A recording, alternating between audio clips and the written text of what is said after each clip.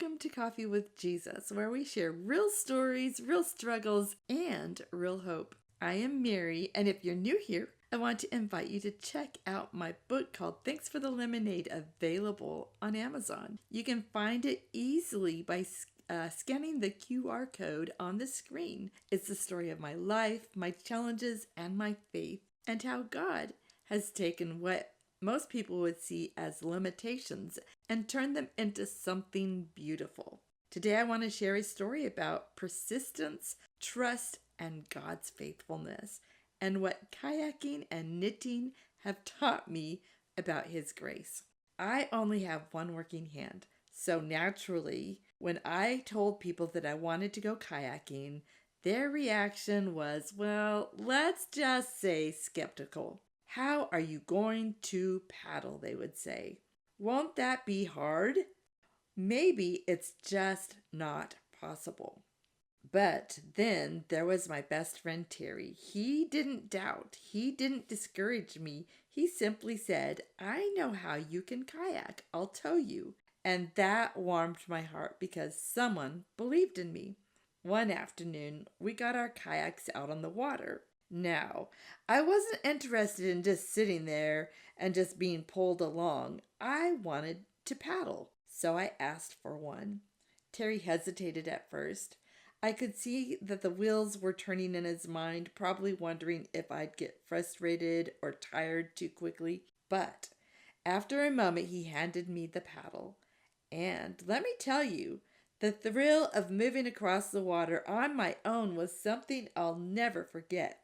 But there's one thing. I did get tired, probably faster than most. My one good arm could only do so much. But Terry had a plan. He had brought a rope along in his kayak, and when he saw me struggling, he didn't let me drift. He tied me to his kayak and towed me. Isn't that just like God?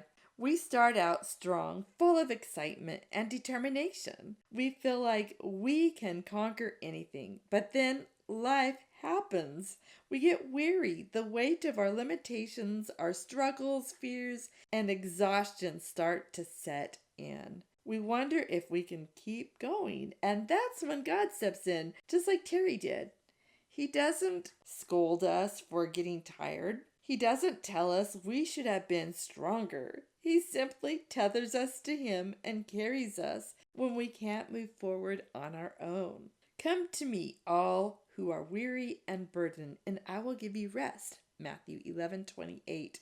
Now, if you thought kayaking with one arm was ambitious, let's talk about knitting. Knitting requires two hands, two needles moving in sync. It seems impossible for someone like me, but my daughter, she believed otherwise. When I told her I want to knit, I admitted I was nervous. What if I mess up? What if I can't do it? And she responded with words that have stuck with me. Well, it's going to look homemade. It is homemade, and it's not going to be perfect, but it's going to be flippin' awesome and cozy and pretty. With that encouragement, I started knitting. Now, let me tell you, knitting isn't just about making stitches. It's about learning to live with mistakes. I would get a few rows in, spot a mistake, and then want to unravel the whole thing and start over.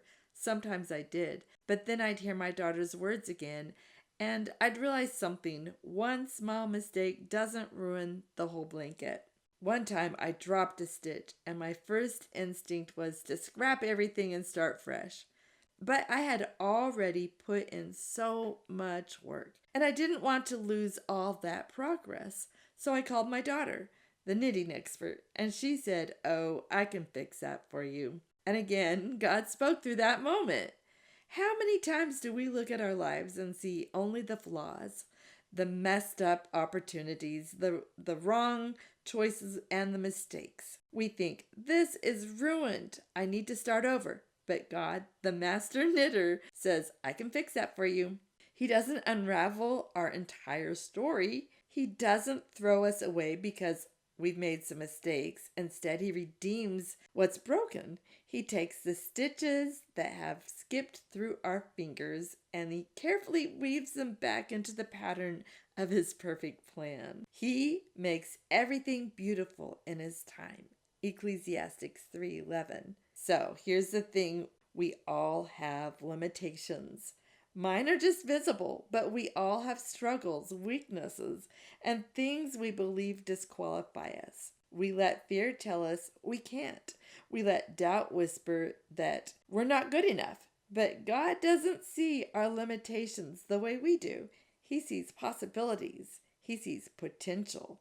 He sees a woman in a kayak who doesn't have to paddle alone. He sees a dropped stitch that isn't the end of the story. And he sees you exactly as you are. And he calls you capable, chosen, and loved. So, today, if you're feeling weary, let God tether you to his strength. If you're staring at a mess in your life, trust that he can fix that broken thing. And if you're doubting your worth, remember, you are not defined by what you lack. You are defined by the God who holds you together. And in Philippians 4:13, it says, I can do all things through Christ who strengthens me. Well, until next time, keep paddling, keep knitting, and keep trusting the one who holds it all together.